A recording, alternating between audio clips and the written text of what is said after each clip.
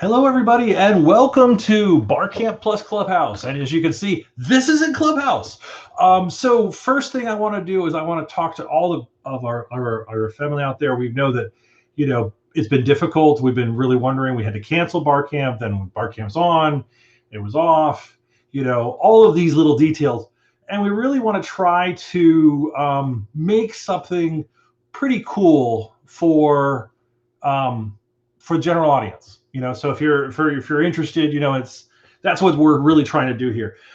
And the thing is that the first thing I want to talk to you about is Clubhouse is iOS only. And one of the biggest things that we thought about is that when it comes to the BarCamp audience, we really have two types. We have the marketers and we have the developers. And the marketers are all iPhone, and a lot of the developers are Android. So we go, how is this going to work? We don't know. But one of the things about BarCamp is try it, break it, see if it works. So yeah, exactly, Armin. Clubhouse is, as they say, for Mickey Mouse. So one of the things we're going to try to do tonight is I'm going to live stream the Clubhouse event, which is starting in about 3 or 4 minutes. We're going to see how this works. For me, it's cool because I'm trying, I have 3 iPads on my desk, an iPhone, but I'm an Android user. My main phone's an iPhone, or my main phone's a Galaxy Note 10. So, I don't use Clubhouse that often, so I don't claim to be a Clubhouse expert. But we're going into a room called the Tampa Bay startup scene, which, has been pretty active. It's really kind of growing. And so we said, what if we did like a mini bar camp? What if we did a bar camp for, let's say, an hour and a half? Not a full day, not like, thousands of people, 52 room, 12 rooms, 52 presentations like we would do on a day. But something smaller, something that's like a little taste of bar camp, maybe to introduce it to new audiences. Is Clubhouse the right profile to do this? Well, it's not going to be death by PowerPoint, that's for sure. So that's definitely one of the things we have going for it. But it's going to be interesting. So, what you can do is you can listen along. I'll try to be active here, ask questions in the group. So if you guys ask questions here, I will see them through Restream.io, and then I will try to push some of those along. We are live on Twitter with Periscope, YouTube, Facebook page, Facebook Live. I believe my personal Facebook page. I think Twitch was in there too, but I'm not sure if that actually got set up. So, that's going to be a thing. It's going to be really just kind of a listen along, see how it goes. It's also going to be challenging because I will be here, and if I'm here, I'm not there. So, trying to get all of these little things, working, and so, trying to get this working right, is going to be fun. But so with that, I am going to get in here and I am going to try to find the room, because that's going to be the first thing of Clubhouse is, can you find the room? Now, it is under the Tampa Bay startup page. I'm going to see Ken's in, but join the room they're speaking in. Hey. Okay, there's Kay. Can you bring Kay up? Because that's actually Tracy. Okay. Try as a speaker. Woo-woo. There we go. Okay, now I'm going to try. Tracy, I think you need to put your picture over Kay's account, just otherwise it's going to be very confusing. Well, I'm actually going to join as myself. So that's actually just the live stream. So you don't actually have to put that speaker on the stage. Probably better if we don't. Okay. And then I will come back in as a second thing. But I'm live streaming on that one, and I'm joining as me, if that's not confusing enough. Yes, it's very confusing. Thank you. So, okay, I'm going to move Kay's account back to the audience. Perfect. And then I will join from my phone here and see if we can make that work. That was quick. I cut him off in mid-punctuation. And just to tell people, I think we're going to be live streaming on Facebook too. For other people who don't have Android speakers, we don't have iPads, and can't be part of this wonderful club. I'll stream, so if you do know somebody who is an Android person and you think they should be part of this and who's watch it, you can DM Tracy. Is your DM open, or they can just tweet at you or something? Yes. Oh, Oh, yeah. okay, so I'm here now. Let me walk out of the room just for the fun stuff. So the one problem I'm going to have is that I'm going to probably be mirroring a little bit here. So as I turn the volume up in here so that you can hear everything, it's going to blow me out. So what we're going to try to do here is if you message, if you're on any of the live streams and you message me on Facebook, I know is coming through, I'll be able to respond to those and then connect with those on the live stream and then be able to ask those questions back into the group.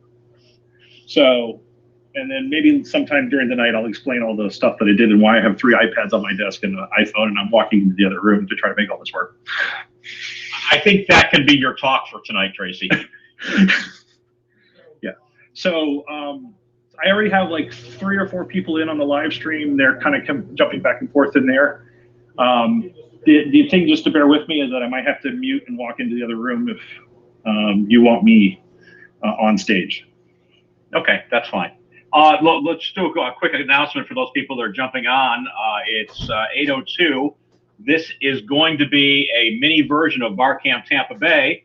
We'll let a couple more people kind of join into the room, and then we'll get started. Those people that have joined that are down below as speakers, if I've already talked to you, we'll bring you up to the stage shortly after we get things kicked off with some opening remarks, and then we'll begin the talks. But let's just give it a couple more minutes for people to assemble.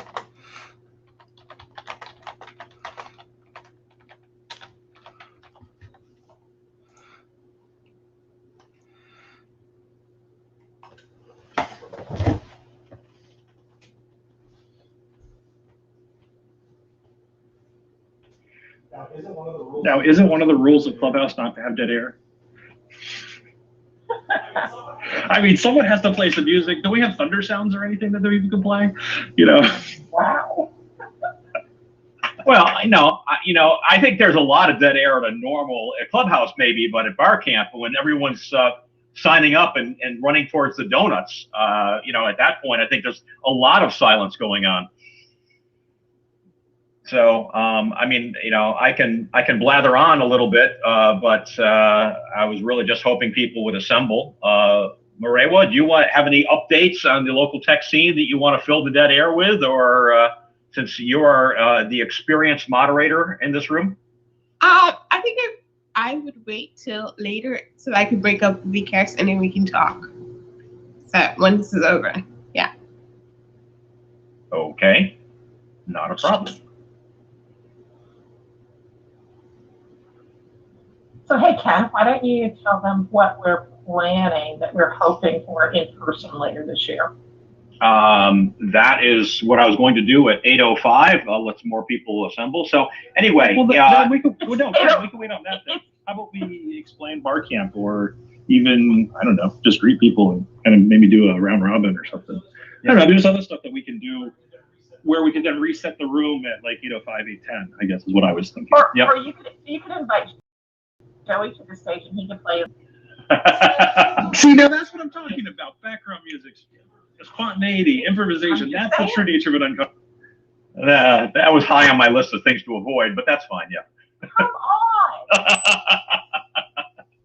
Just kidding, Joey. We love you, man. Wow, he's mean today. I don't know what's up.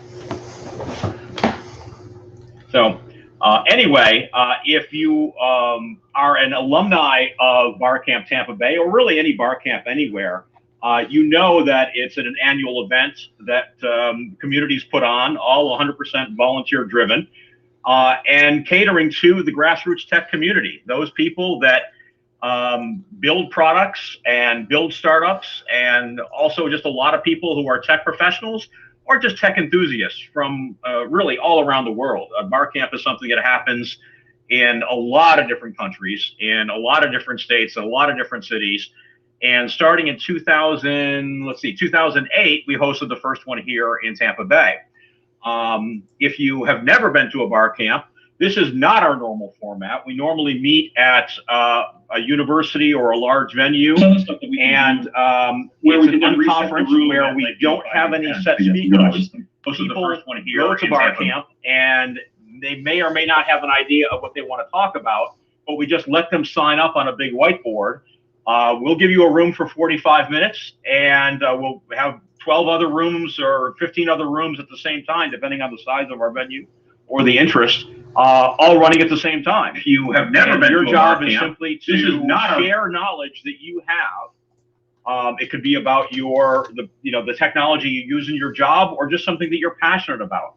So we have had topics on software development, on marketing technology, robotics, coding, security. I'll let Joy and Tracy jump in here, but we've had every conceivable topic talked about at BarCamp by people that are your peers in the community. There is no pay to play. There is no advanced warning of who is going to be speaking. It's really the community coming together in real time and signing up to speak and share with their friends, their neighbors, their colleagues, and other tech enthusiasts around the area. So when we started BarCamp 2008, I think it was a 2-day event, and I think we had a grand total of about 120 people. We have gone up to as high as about 1,000 people, and now we run it as a 1-day event. And up until 2020, this was an annual event where we had 12 years nonstop BarCamps in Tampa Bay. So not only are we one of the larger BarCamps in the world, we were also one of the most consistent BarCamps in the world, being able to run this for a dozen consecutive years. 2020 would have been our lucky 13, and obviously that did not happen.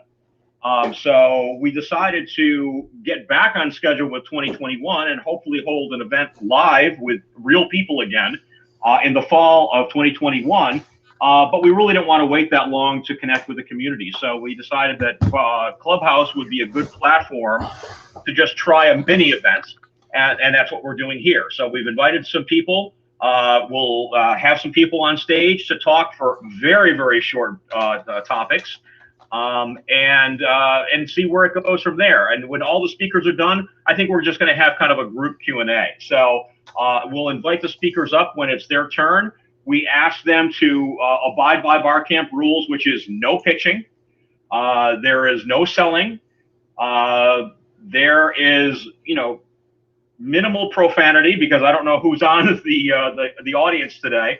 But we just ask that you keep your talk very, very tight to about 2.5, 3 minutes, because we would like to get through a couple of different talks, and then just have people in the community share. So the other event that we put on every year is Ignite Tampa Bay, which we do in the spring or early summer. We've decided that given the current situation, we did not have Ignite in 2020, and we are not going to host Ignite in 2021, because we just think that we're not quite going to be at a point where we can attract enough speakers and enough of an audience that's comfortable with getting in a big auditorium. So unfortunately, we will not have an Ignite, but we will have a BarCamp in the fall. And if you stay tuned and follow our social media, we'll announce that as soon as we have a venue that is comfortable hosting this event and everything locked down with the schedule. So with that, I'm going to invite my fellow board members, Joy and Tracy, to chime in with anything that I may have forgotten. And then in a minute or two, we'll bring speakers up to the stage to do our mini BarCamp presentations. So I think Ken gave a really great overview of what BarCamp is. And if you haven't been to Ignite, the websites are pretty easy, barcamptampabay.com and ignitetampabay.com. So you can kind of see what the past history is. Ignite is Pechakucha style 5-minute talks. So they're pretty quick, 20 slides, auto advance. Some people think that'd be really easy, but trust me, it's not as easy as you think it's going to be to make everything work in 5 minutes and to be able to get your topic out. One thing I did want to mention, outside of what Ken talked about, is we do understand that Clubhouse is an iPhone-only application, and we have offended some of our campers as a part of this. We're all a bunch of nerds at the end of the day, and so it's new. I mean, Clubhouse was actually a year old yesterday, and it's still in beta, and that's why it's the invite-only piece so far. If anybody doesn't know, if you're using Clubhouse, the more active you are, the more invites that will come to you. So you can invite more people to the platform. So if you use up all of your invites and then you're active, kind of like going in and participating, or at least going into rooms every day, they'll start to send you more invitations so you can invite some more people. So that's one of the reasons that we're streaming, is because we understand that, you know, Android users and others who are anti-Apple or don't like Apple phones, we want to be able to allow them some way to participate, even though we can't invite them on stage. So we're super happy everybody's here, and I think people I haven't seen in a long time, so I'm pretty happy about that. Tracy, anything to add? Oh, we may have lost Tracy because he's running between rooms. No, I'm here. I keep hitting the wrong button. Because I'm not that used to Clubhouse, and even though I've actually been a Clubhouse member since November or December last year, so I got one of the early invites when it was almost all VCs and a few influencers, so it was actually pretty cool. But the problem was I had an Android device, and so it was always on the iPad, but I never really used it that much because it wasn't with me. But I would say probably, you know, Ken, I think you missed one thing. You said that we've had talks on just about everything, but I think one of the things we haven't had a talk on at BarCamp is Clubhouse, since Clubhouse had came out after our last BarCamp. So that was probably one thing. You know, normally BarCamp's the rule of 2 feet, which means you have 2 feet, go to the next room if you don't like it. I'm not going to recommend you do that tonight because we only have one room. But normally that's kind of how we keep the moderation going, how we keep people from spamming, from just really going on and on and on and talking about things. You know, so tonight we're doing that 5-minute thing that kind of makes it short, makes it sweet, gives you a little bit of something interesting to go after, but not, you know, not something that's there. You know, for those of you who don't know, the history of BarCamp is it was actually right outside of a conference called Friends of O'Reilly, and some inspiring entrepreneurs decided that they wanted to be at that event, but they weren't invited and they didn't have the money. And so they decided to have their own event at the bar across the street, hence BarCamp. And a lot of people who paid $1,000 to be at that conference found out that the open sharing of information and that unconference atmosphere actually was better than the $1,000 conference they went to, which is kind of why, you know, Ken Joy and me have been doing this for 13, almost going on 14 years. So I had founded BarCamp Sarasota probably a year after the very first BarCamp in BarCamp Tampa, and then moved up here since I'm no longer in Sarasota, and help out with this team. So no, I think it'll be good. Looking forward to it. If you guys got any questions or stuff like that, feel free to jump in the chat on Facebook. It's live on our Facebook page.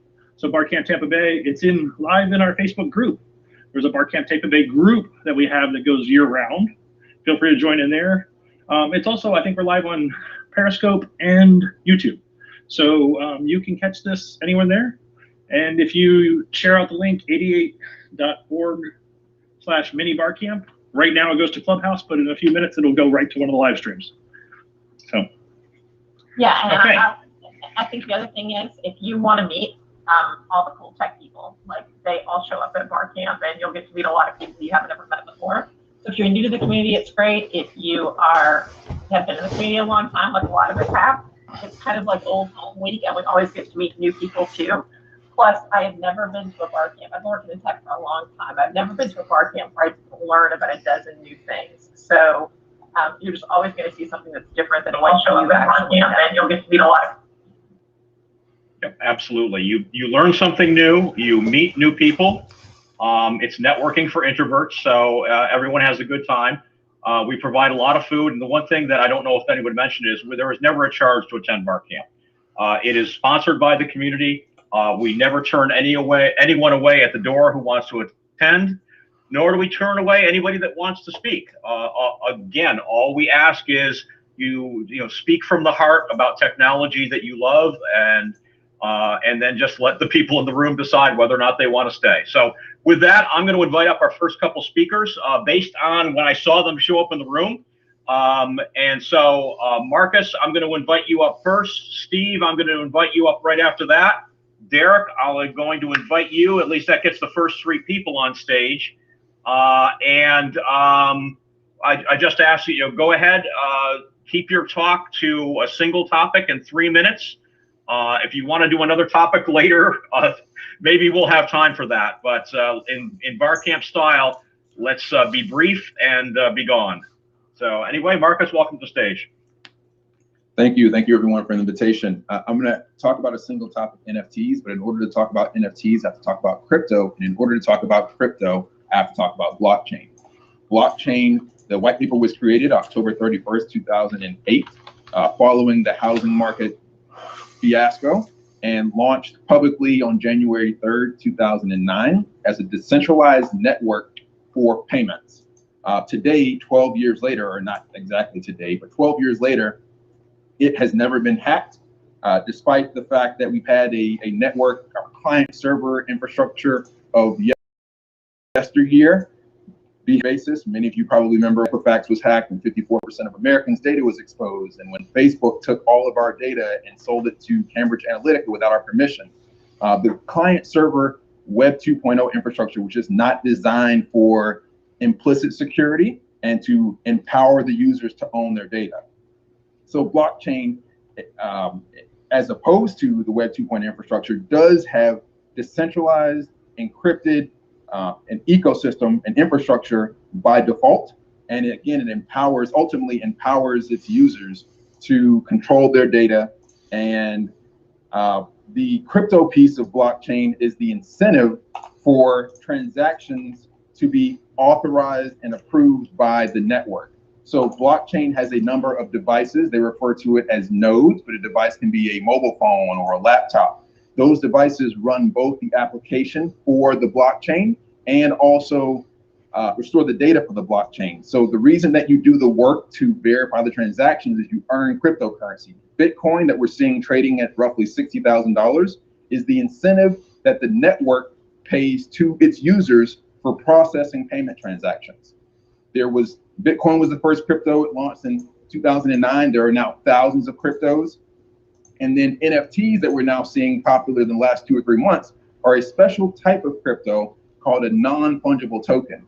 Whereas you can't distinguish one Bitcoin from another, NFTs are designed to be completely unique and rare. So you may have seen Top Shot, NBA Top Shot. What they're doing is taking a piece of crypto, likely Ethereum, and they're binding it to a piece of media. So gameplay from a NBA game, adding some attributes to it, and then turning it into a digital collectible, very similar to Pogs or baseball cards or art or real estate. So NFTs have a ton of different applications. Right now, we're mostly seeing art and digital collectibles like the NBA Top Shot. That's my talk. Glad to answer any questions when you have them later. Thank you for your time. Thank you, Marcus. Wow, 2 minutes and change. Very good, sir. You practiced. Thank you for doing that, and a great talk. We're going to do group Q&A at the end, if you don't mind, so we can get through all the different talks. I'm going to leave you on stage because we can have multiple people up there. Just if you are on stage and you're not speaking, just go ahead. Steve, welcome to the stage. Start whenever you'd like. All right, so I had to follow Marcus, right? And I've got to come up with 2 minutes on GPT-3. GPT-3 is, if I was doing this in a regular BarCamp, I would have some demos to show and I would pull it up. But basically, GPT-3 is an AI system that generates written text that is virtually indistinguishable from human written text. It's a language model that is at the time that it was released, the largest language model that was ever generated. And by language model, basically it's a machine learning model that has been trained using internet data and can perform language processing tasks, all kinds of different language processing tasks, by learning from the underlying data that it was trained on from the internet. So processing tasks could be something, or language tasks could be something like translating from one language to another. spelling words, responding to questions, even coding in some cases. When I first came across it, it was released by OpenAI, which is an AI research institute that was founded by Elon Musk and some others in San Francisco in June of 2020. And within months, it was all the buzz. And some of the examples that people were putting out there were just things that we hadn't seen before. You know, AI that was writing code, AI that was creating poetry and writing novels, and just some really, really impressive stuff. The kind of stuff that if you're into to AI, that you know, this is a glimpse of what we really imagine it could be. And it's something, if you haven't had a chance to take a look at it, the coolest part about it is that it doesn't require a lot of knowledge about machine learning or coding or any of that. Just about anybody can get started with it. There's different levels, but if you go to openai.com and register, it's still in private beta, but if you get into the beta, there's a really cool interface that is basically no code. Get started by writing what they refer to as prompts, which are indicators to the underlying AI about whatever it is that you are wanting to do. So it could be, like I said, a prompt to convert one language to another, a prompt to write code, all sorts of different things. So universal AI for language processing. And I will stop it there because I think that is just about 2 minutes. A prompt to Great, Steve. Thank you very much. And maybe you can expand on that a little bit when we do our Q&A. So if I'm going to do a quick reset here on the room. If you're just joining us, this is Mini-BarCamp Tampa Bay. We're doing BarCamp style event on Clubhouse for the very, very first time, just to try it out and engage the community. Next up on stage, I'd like to welcome Derek Watford. Derek, go ahead. Hey, how you doing? Thanks for having me. This is Derek Watford, co-founder of High Point Gamer. So I'll be talking about esports today and the value of esports. For those that don't know what esports is, for some reason, esports is pretty much competitive video game play. Esports has become popular, or has been popular, in the past 3 years. Because of the pandemic, we've seen a shift in what esports looks like because of not being able to gather in person. The value of esports is esports promote economic empowerment, social inclusion, diversity. Hey guys, I want to tell you about something. Tech interest.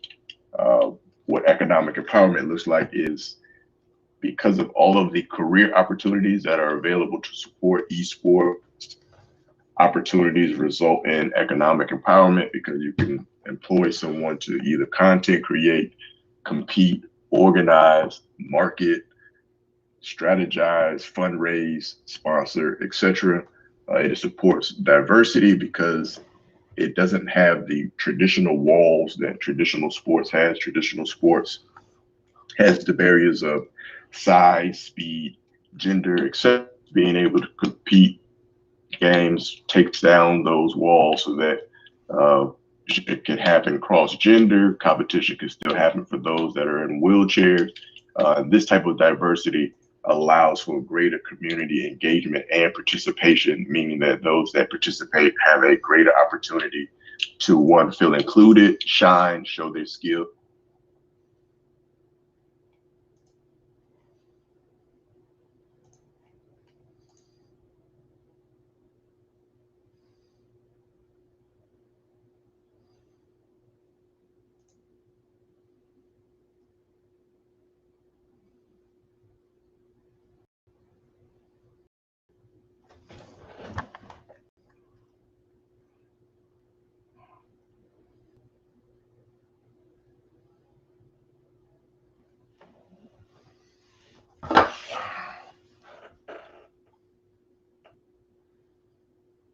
To take care of family members,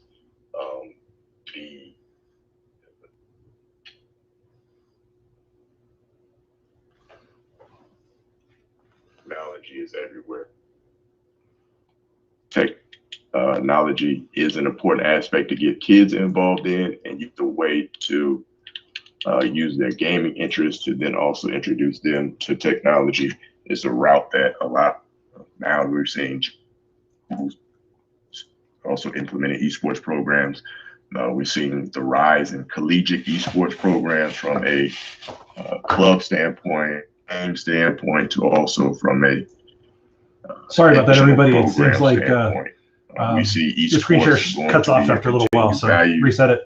We're good to go. Because it provides a digital engagement that we know that can be a part of brands' marketing strategy, community engagement strategy, because of the content opportunities that are, because of the many distribution points that are available because of gaming, whether you distribute via streaming platforms, caffeine, gaming, or Facebook gaming. And I'll stop it right there. All right, thank you, Derek. Hopefully, stick around for some Q&A, because I think there's probably going to be some people that want to chat about that and ask a little bit about the progress and what we might be seeing locally over the next 12 months in Central Florida that will help chat about that. Anyway, so next up on stage, Joy, do you have someone from the Neon Temple coming in? Yeah, so I don't think John's on that. Why don't we invite Evie? Sorry, I can't hear you very well in the rain. I know. Can we invite Evie up on the stage while we're waiting for John? Oh, absolutely. Hi, Evie. By all means, go ahead. And I'm not sure what you're presenting on, but please go ahead, take the stage. Hi, everybody. I'm Evie Toddy, like a hot toddy, professional cheerleader, appreciated best-selling novelist, current extroverted programmer. I sit on just the edge of the cave. And currently I'm going to Tulane University for cybersecurity, and I would like to talk to you guys about personal cybersecurity, because right now it's not a matter of if business networks have a breach, it's when. And right now it's our responsibility to help the businesses make it harder for the bad guys to get in. And hopefully I'm preaching to the choir here with all you guys, but I want to make sure that you understand that you must have a unique password for every single site that you log into. I know I have over 400, and I'm sure all of you guys do too, but there's plenty of password keepers out there that you can get, and there's even some free ones. But even the one that comes with Microsoft Windows is only like 20 bucks or something like that. So I highly suggest that. And there's some rules you need to follow when you create a password. I know some people have the habit of just putting zeros in for O's or exclamation points in for ones. Well, these guys keep a text file, a dictionary file, and they've got all those things figured out. So what you need to do is have a minimum 15-character password. I know that sounds like a lot, but you got to have a minimum 15-character password. 20 is even better, because even if they try to brute force your password, it'll still take like years to get it done. And it's fine if you use words and camel case and stuff like that. Just misspell them, you know, and go ahead and put the zeros in for the O's and the pound sign in for the threes, or whatever you want to do. Just don't spell any of the words right. And another good tip for creating a password is think of a favorite poem or favorite song or a favorite quote from a book, and take one of the sentences or the passages or the verses, whatever you want to call it, and take the first letter of each word and put it together. Keep the punctuation in and everything, and have that be like your master password for your password keeper. Or if you want to sit there and do that for all your passwords, more power to you. But that'd be a good way to have a nice, strong password for your password keeper. And I really think that's all. I really wasn't expecting to speak, so I'm glad I was able to whip that out on the top of my head. My name is Evie, and I'm done speaking. Thank you, Evie. And almost exactly 3 minutes. So you're not going to convince me you didn't practice that. So anyway, we're just trying to see who else is scheduled to come up on stage. If you're just joining the room, this is a mini bar camp Tampa Bay. It's just like a regular bar camp, except the talks are very, very short. There are no donuts and no t-shirts, but we're all coming together as a grassroots community to share what we know and talk about tech topics, whether it's something that we're working on in our business or just something that we're very enthusiastic about that's new in the field of tech. Marewa, you said that you wanted to talk a little bit about, did you want to talk about this room and what it does every single Thursday night when we're not hosting a bar camp? Sure. I actually invited my co-conspirator and a partner of Vickers to talk to. Welcome everybody to Tampa Bay Startup Scene. It's a club for all things that's happening in Tampa. We want it to be the central org for where entrepreneurs, people working in tech, people not working in tech can come in together and have a place to discuss about how to continue to build our community and how to create actionable actions that we can take offline and continue to grow. We have a room every Thursday at 8:30. I know that Mini-Bank bar started at 8 today. It's usually 8:30. Next week we have panels of marketing and public relations experts, and anyone who has any questions or would like any help, can come ask these people up on stage and all. It would be wonderful. Vickers and I are also thinking about, putting together a place where we get to discuss the physical and emotional toll that entrepreneurship takes up on entrepreneurs. We say, Vickers and I say also that when it comes to being an entrepreneur or just working in a startup, we like talking about the highs, but we don't, as a community, talk about the lows, and we should be able to talk about the lows and create a support for them into it. There is also, starting from April, end of April, there will be a recurring pitch night where people can, startup founders can come and pitch to renowned angel investors of VCs outside of Tampa, in the Florida ecosystem. And so that's going to be fun. If that's something that you'd be interested in doing, please reach out to either me or Vickers, who probably, I think it is the one to talk to. Good. But yeah, my DM is always open. My email is on my my account and profile. Just reach out to me. I'm always willing to listen. And welcome again to our room.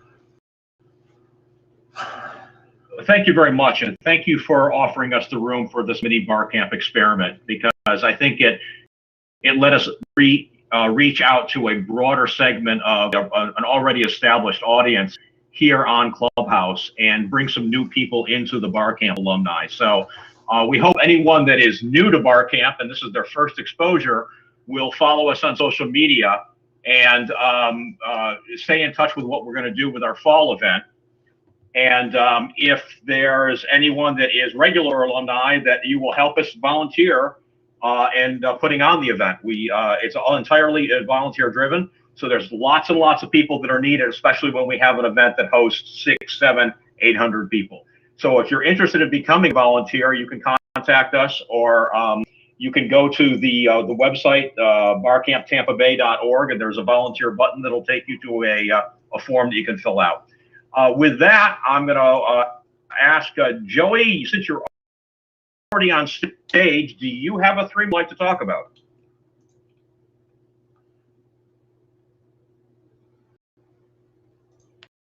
I guess we lost. Sorry, was that Joey or Joey? It's you.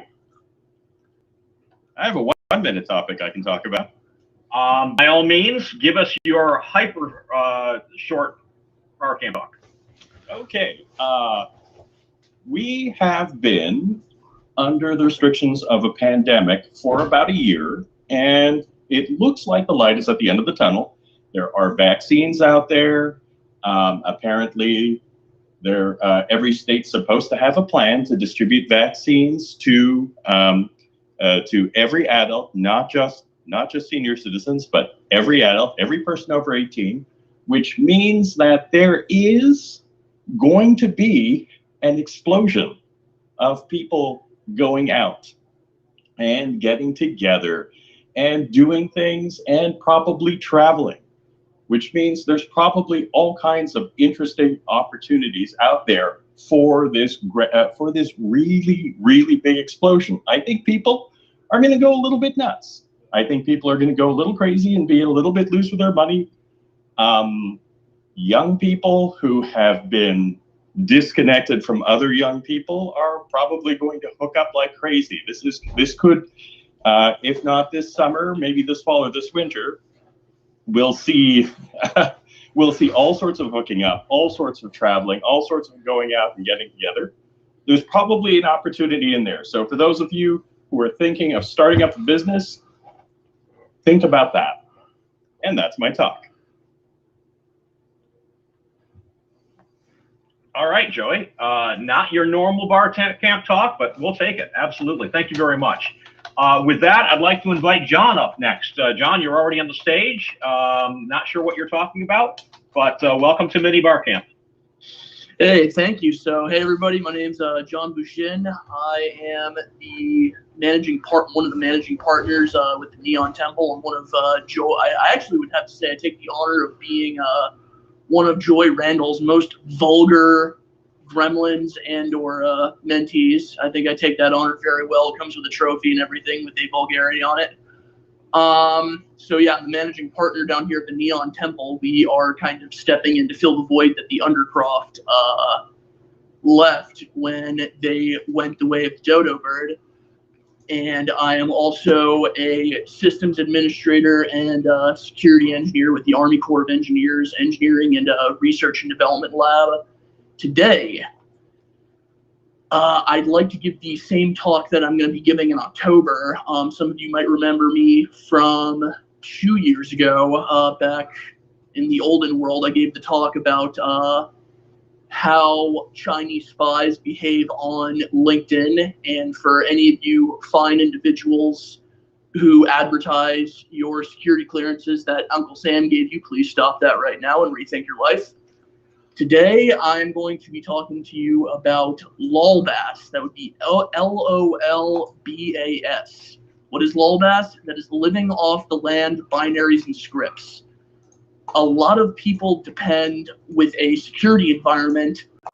They depend on attackers matching certain events and matching certain parameters that they put in place. For instance, me getting my start with Linux, and some of you might know me as a Linux instructor as well. I teach my students that anybody who ever runs the command "who am I" on a Linux box, kick them off immediately, because that person just pwned your system and they are trying to figure out who they are and what privileges they have. There is zero good reasons why anyone would ever run the command "who am I." So with that, you could teach your intrusion detection or intrusion prevention service that you paid hundreds of thousands of dollars to install and maintain, and so you'll never get hacked again, or so they say.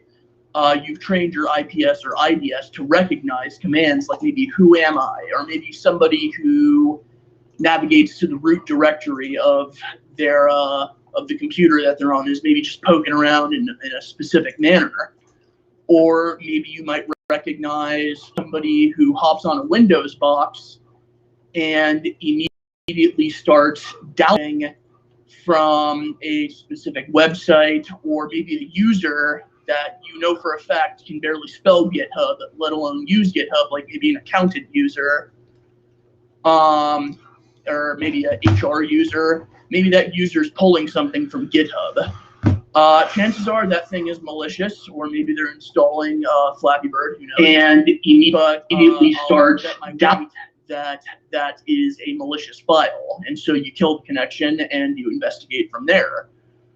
Well, what I would posit would you do if the attack that is being done on your system, or that attack that's being done on your network, is being done with programs and devices that are native to your operating environment or to your network. For instance, I bet you for those of you that are security minded, your security analysts, okay, so you lock down all of your end users, you've locked down Internet Explorer, you've locked down all of the programs that are needed to hack somebody's computer, but let's say they use the help function, because I bet you guys didn't know that the Windows help function can also be used as an impromptu browser, and nobody's watching that kind of stuff.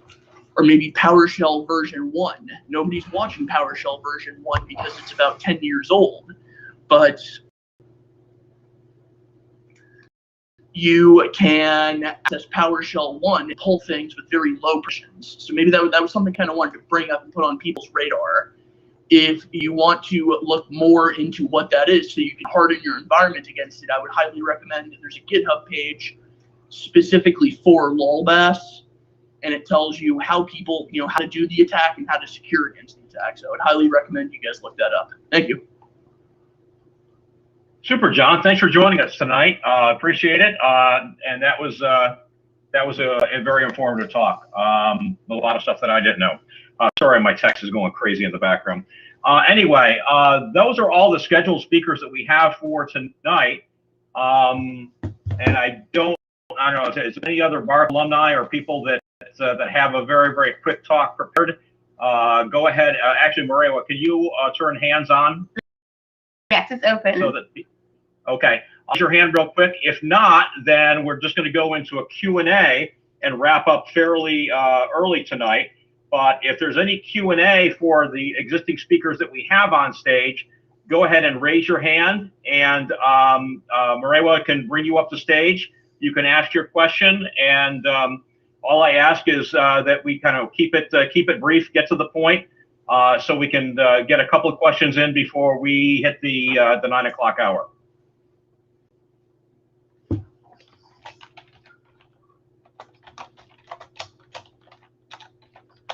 So Gavin Raj, I may, can I just spend about 30 seconds to a minute? As long as it's not a commercial for anything, yes. Okay, great. I know Joy for a long time, so hi Joy. Glad to participate here. I'm based in I'm based on the West Coast, so but I do wanted to talk about frictionless stores. So contactless stores where folks don't want to go grocery shopping to their local retail markets, are going to their either the micro fulfillment centers or going to other small nano pods to collect their foods. So I see a complete digital transformation happening here in the United States that I wouldn't have guessed would happen for decades. But because of the pandemic, this has been an opportunity for transformation across many industries, retail being one of them. So I definitely wanted to at least kind of contribute what I've learned in this space, and love to hear what others are interested in this area of digital transformation. Thank you. Oh, good topic. Say often, if there's any way you can be in Tampa in the fall, I think that would make a great regular BarCamp talk. So, but thank you for joining us tonight. Did anyone have a question for any of our speakers? I see a couple of people have jumped on stage. Robert, I think you were the first one up on stage. Do you have something for Q&A? Yes. So we're all pretty much community builders, and there has been a lot of changes in the way we deliver our content, we connect individuals. As we look to the future, as Joey mentioned, we're going to be able to see a lot of people get back in person, but what do you think technologically will still be persistent beyond the pandemic we've been in? Well, for starters, I think that flexibility in work is going to stay. Prior to the pandemic, we actually had a lot of companies, including IBM and Yahoo, saying, no, you don't get to work remotely anymore. Everybody back to the office. And then suddenly we had the pandemic, which turned out to be an unexpected, large-scale natural experiment that we could never, ever schedule, that actually put the lie to the fact that you can't be productive, the so-called fact that you can't be productive working from home.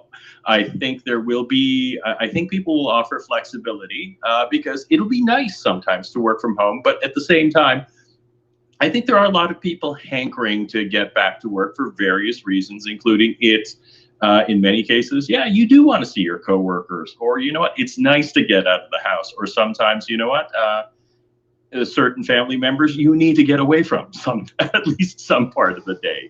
So at the very least, that's going to be there.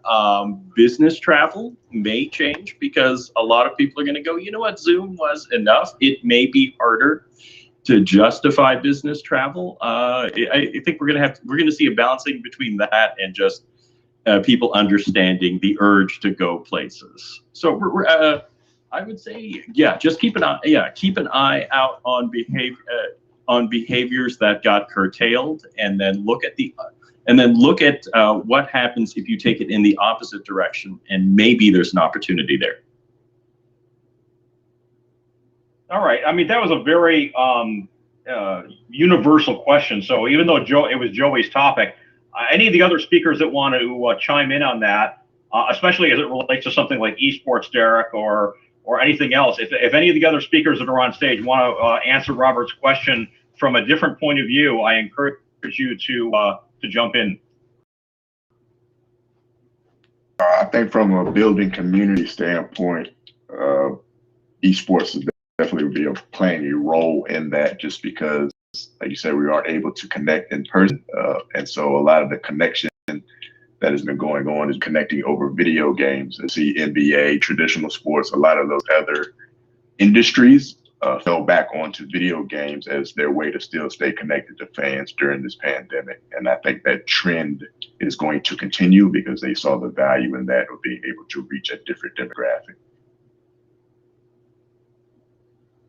Good point. Anybody else want to chime in on that, or do we want to take our next question? I can definitely see from a security standpoint, for the first 3 months of this pandemic, I cracked open a beer and some popcorn, and I just watched as a lot of Fortune 500 and Fortune 100 companies just got absolutely turkey shot as they were trying to figure out, okay, how do I take my operations, how do I take my employees, and how do I put them online in a safe and secure manner? And you had threat actors all the way from Romania, Kuala Lumpur, Laos, wherever, just lapping it up and getting really inventive with how they would smoke out a lot of these very wealthy networks. And after after those first 3 months, and these companies got metaphorically turned upside down and had their lunch money stolen, they learned their lessons. And they hired a lot of people like me, and they hired, they put their monies where their mouths were in implementing a lot of these security systems to ensure that their employees can work remotely. I know certain clients that are in the defense industry, they were very anti-remote work because it was very traditional. And it was still, kind of coming out of the Silicon Valley circles as something very new and maybe quote unquote faddish.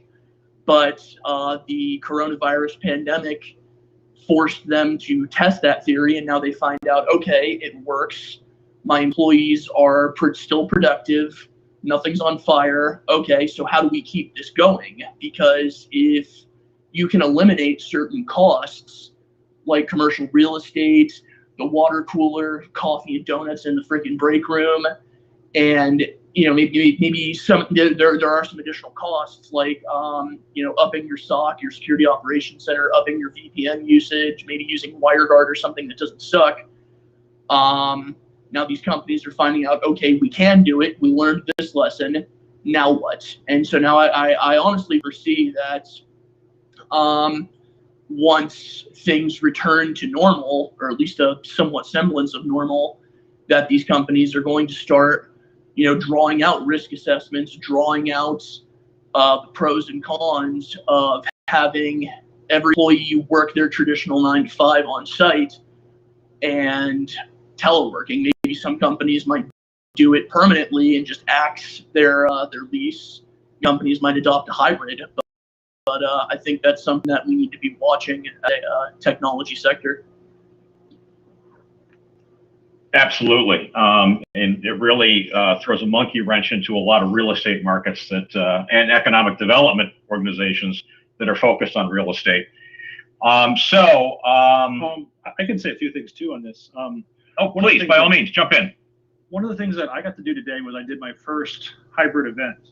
So we did a 2-hour event where half of the speakers were on Zoom, half of the speakers were live in the audience with 2 TVs, cameras and mics, so that the Zoom call was the room was virtual to the Zoom call, and the Zoom call was virtual to the room.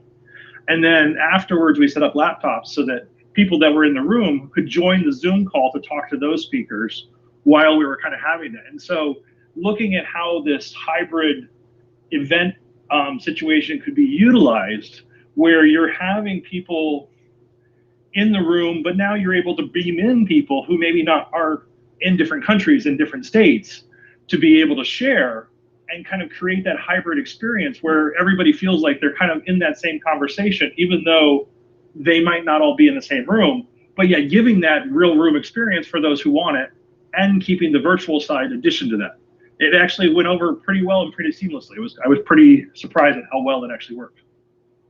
Yeah, I think to Tracy's point, there are actually technology companies that have come out with platforms specifically for those hybrid type events. And I think we're going to see that continue to happen, not necessarily because people don't want to be together, but because a person who lives in Kuala Lumpur can be at a conference that's in San Francisco without having to get on an airplane.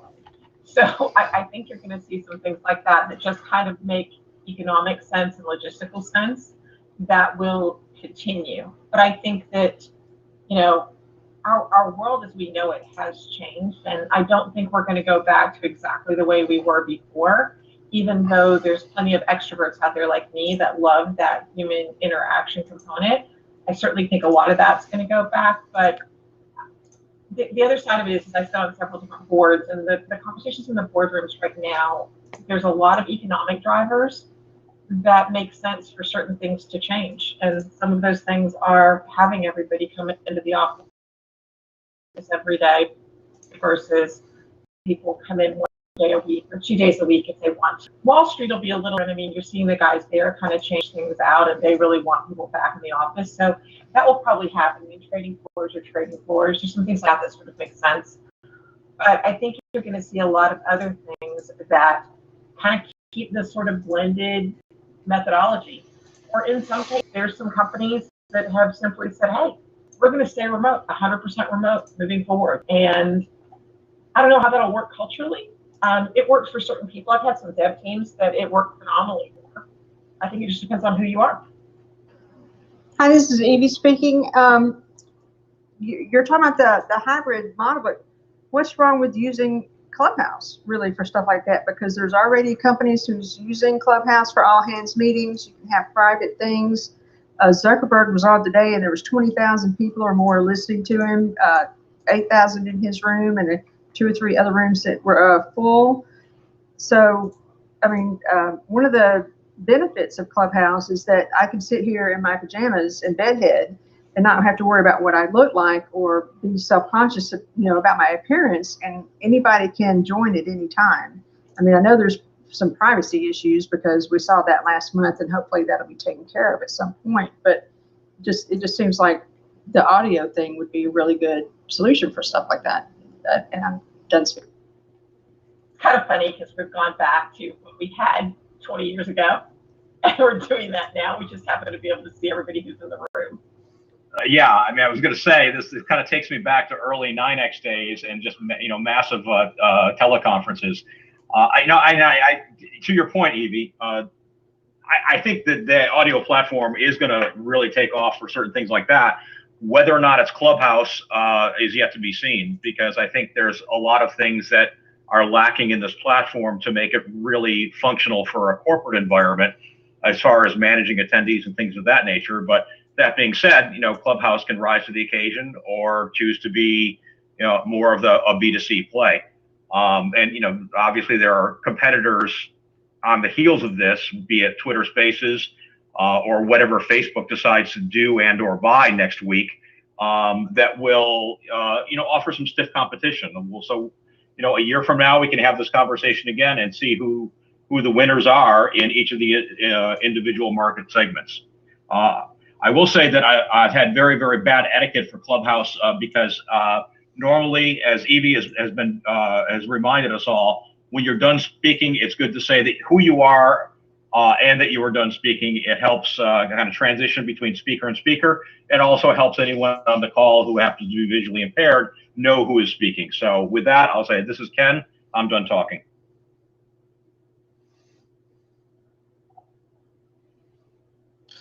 Maybe I'm not done talking. Do we have anyone else that has any more Q&A that wants to come up to the stage and ask a question of one of our speakers that's up here now? Anyone, go ahead, raise your hand and come on up to the stage.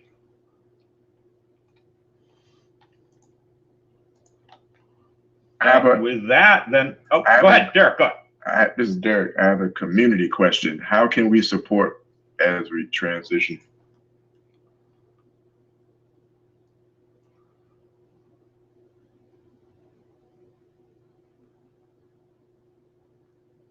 I'm sorry, Derek, what was it? Support what transition? I said, how can we support BarCamp while we transition through this pandemic to get back to in-person? Is there any way we can support BarCamp in the meantime? Thank you. I appreciate that question. And I guess kind of the offer that's intended with that. We don't have anything else planned because we did cancel Ignite. If this format was good for everyone, I don't see any reason why we wouldn't do another one or two before our fall event. But if you would like to volunteer for BarCamp and the face-to-face event that we hope to have in the fall, if you go to barcamptampa.org, the website, there is a link that you can click to just fill out the form and tell us that you want to be a volunteer. I shouldn't say last year, 2 years ago, we actually had a pre-event to recruit volunteers where we got together at 81 Bay Brewing and just had people share a beer and decide kind of like what was going to be the theme of BarCamp for the year and who wanted to volunteer for what. And I think that event went well. We probably had about 30 people show up, and that was a lot of fun. So, but if you just want to show up for the event, by all means, fill out the form on our website. Let us know that you want to help out. And even just an hour helping out at the event is great. If you're more inclined to help us out before the event by promoting us on social media, helping us find sponsors, any number of different things, contact myself or Joy or Tracy. We would love to have the help because, as I said earlier, we are a 100% volunteer-driven organization.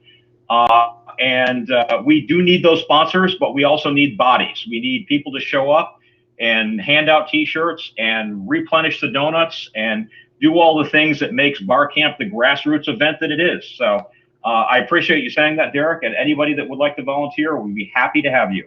This is Ken, and I'm done. And Hi, this is Tree. Okay. I'm sorry, Chris, I'll go ahead. Really quick. So I was going to say, for those of you who have not, in addition to giving you donuts in the morning, we actually provide, while the event's completely free, we provide lunch, a free T-shirt that changes every year. That's kind of cool. And we also have an after party when we're done that evening. So we give you some free appetizers and a little bit of beer, and people kind of hang out. So you can make a whole day of it. I'm done, Tracy. Go ahead. Hi, this is Tracy. So a couple of things. One, Marcus, to your NFT talk, one of my ideas for this event was to do virtual NFT BarCamp T-shirts. I did not get that done, but if you want to talk offline about that, something we can do. We got lots of stuff on social media, from our Instagram to our Facebook to our YouTube, everything like that. Follow, subscribe, like, you've heard all those things before. But also the Facebook group. I think that's a really great place where we can kind of share things that are going on, news articles and tech events and stuff like that. And I kind of call it the offline BarCamp, that BarCamp that goes all year round. One of the things that, we look at, especially with Clubhouse, is like, well, how do we get this to be more than something that just happens once a year? We have cool tech and we have cool projects and we have cool things that we can share all year round. So that's kind of one of the reasons why I kind of created the BarCamp Tampa Bay group on Facebook, which you all are welcome to join. It's public, it's open. And that could be kind of like, that's where a lot of, I would say, some of the core supporters, volunteers can kind of hang out, talk about new things as things are going along. We're live streaming. This event is live streamed in there right now. So people who are part of that are automatically getting this video, even if they don't have an iPhone or Clubhouse. So that's kind of some of the ways that you kind of help support, because, you know, a lot of times we get the support that when it comes to help the day of, but we could really use some support with creative ideas, ways of marketing and reaching out to new groups.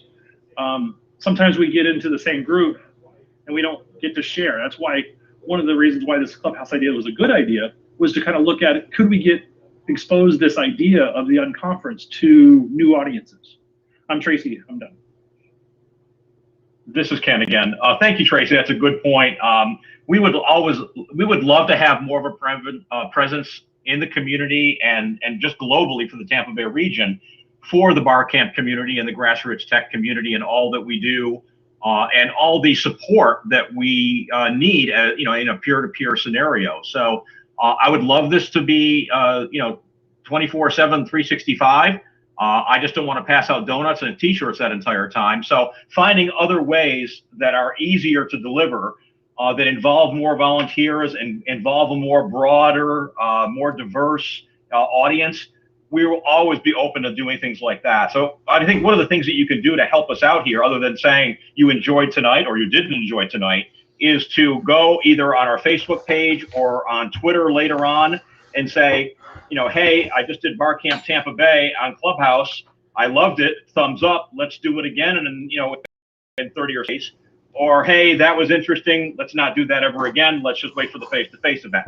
Your feedback is important. We did a survey when we were, you know, considering closing down BarCamp last year, and we ultimately did close it down. We want to have more feedback. We want to have people volunteering their opinion on what we should be doing, how we can better serve the community. So, you know, anything that you can do to provide us feedback, positive or negative, will help us plan more events like this, and ultimately have a better audience when we do get together face-to-face in the fall. So, Derek, thank you for bringing that up. You know, the more the better. You know, we always have people saying, hey, why can't we have a face-to-face BarCamp every month? And the reason is because I'm tired.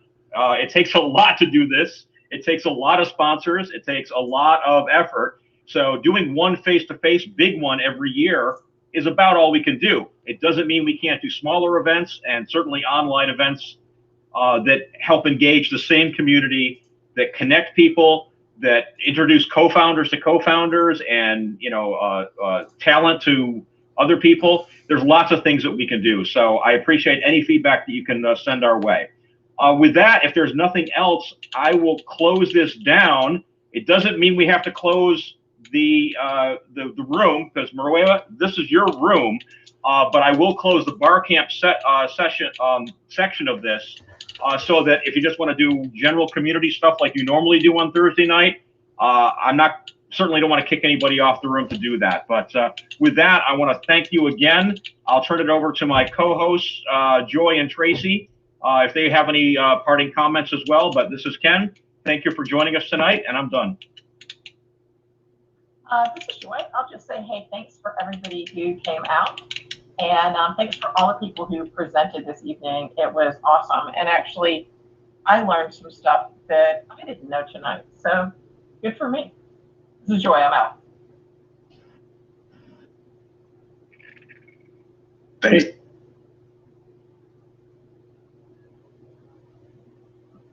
Hey, this is Tracy. Just one little thing, you know. So if anyone's wondering how we did the live stream, I figured might as well tell you that. So I used a program called XMirage, which actually connected an iPad to the computer, and then I used Restream.io to be able to grab that screen and then send that out.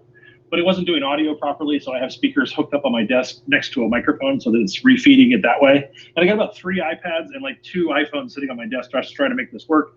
And I have to walk into the other room to have conversations because that part doesn't exactly work right. You're not supposed to actually restream Clubhouse, so I'm hoping I don't get my account banned for that. But, you know, hey, it happens sometimes. And sometimes with BarCamp, you push the boundaries. So thank you, everybody, for showing up.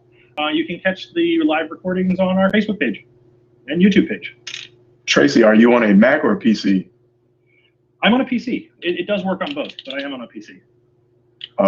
Look into loop back. Loop That'll back. solve that'll solve your issues that you had with feeding into the microphone.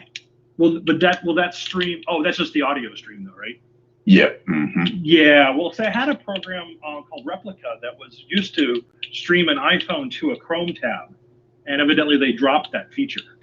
So the one that I was planning on using for this event, I found out didn't work about 2 hours before the event started. So I had to quickly find another solution, and jury rig it together. Just like a kind of a startup weekend or a hackathon, you kind of make it work, and that's basically what I did for this event. Is I tried to make it work. But the nice with Restream, I'm getting your comments, I'm getting feedback, and everything else, and all that's showing up on the live stream. All right. Thank you, Derek. I knew someone from the gaming community or anybody that is live on Facebook Live with games or on Twitch would have an answer for us. So there's another way you can help us in the future, definitely. Anyway, I knew someone would know that. Between you and Marcus or someone else from the gaming community, I knew we'd get a better answer on that. But so, Tracy, thank you for doing that, and thank you for extending this somewhat isolated event to our broader audience and the people that are following us on Facebook. With that, I am going to shut up. Marewa, I'm going to turn the room back over to you to either close down or keep open for general conversation. But with that, thank you for attending Mini-BarCamp Tampa Bay. Mrs. Ken, I'm done. Thank you, Ken. I didn't really have anything planned for today. This room usually runs for about 2 hours, and I was thinking maybe we should leave it open for people to just network. Whatever conversation comes out, that's always fun to see how it goes, because that for the last couple of weeks has been like one of the most interesting part about this room into it. So I did invite a bunch of people. If you just like to come up and talk or network, this is networking period insert. I do have to put in a quick plug. Please follow our clubhouse. Just click on the top with the room section, like the tent. This is Tampa Bay Startup Club. Follow us and follow me and Ken and all the moderators. Wes, I'm going to mute you quickly. And follow us so that when next we're talking or in a meeting rooms, you can be notified. Like I said, this room usually happens every Thursday, 8:30. So do stop by next week, and we'd love to have you. So I am done talking to. This is Marewa, one of the hosts of Tampa Bay Startup Scene, and I'm done talking. And this is Derek again. Ken, Joy, have you thought of the same BarCamp in person where you have different talks going on in different rooms? Have you ever thought of using the different platforms as different rooms? So like a clubhouse is a room, speaking opportunity that's going on, and Zoom is a different, Facebook Live is a different room, etc. We have not thought thought about about that. Go ahead, Joy. We've not thought about doing it that way. I don't know. That might actually be kind of cool. Hey everybody, I'm going to stop the live stream now because, well, yeah, and we've talked to people with other platforms. Well, like I'll leave it open for a little longer because it seems like people are still talking.